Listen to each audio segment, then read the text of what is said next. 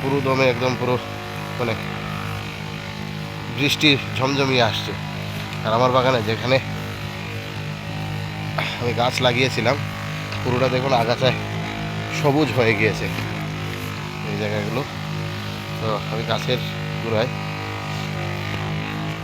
খাবার সেভাবে দিতে পারছি না।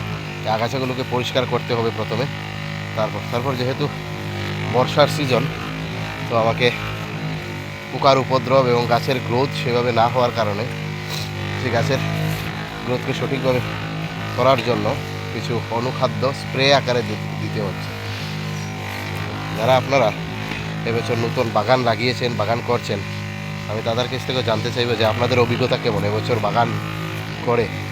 কারণ আমার অভিজ্ঞতা মানে প্রকৃতি যেন এবছর আমাদের উপর রুষ্ট এবং প্রকৃতি চাইছে। এই দেখুন আমার পেয়ারা গাছ এবছরে যেটা লাগিয়েছিলাম এটার হাইট, এটা অন্য একটা ভ্যারাইটি, এটা ভিয়েনার 10।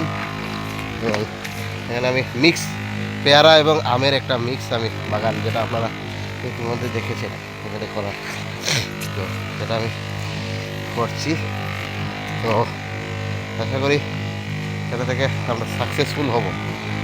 If I get successful, then I will share the success story which I made maybe in next 3 years.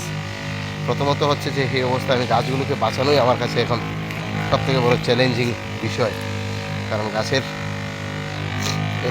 মানে চরম আবহাওয়াপূর্ণ, এই যে হঠাৎ গরম, হঠাৎ করে কয়েকদিন বৃষ্টি পড়ছে এবং তারপরে পোকার উপদ্রব হচ্ছে। আমার প্রায় 5টা গাছ মারা যায় আমের চারা এই প্লটে, এবং ওই প্লটটাতে সবগুলো এখনও সুস্থ আছে। আই হোপ একটা ভালো বাগান আমরা কিছুদিন পর করতে পারবো।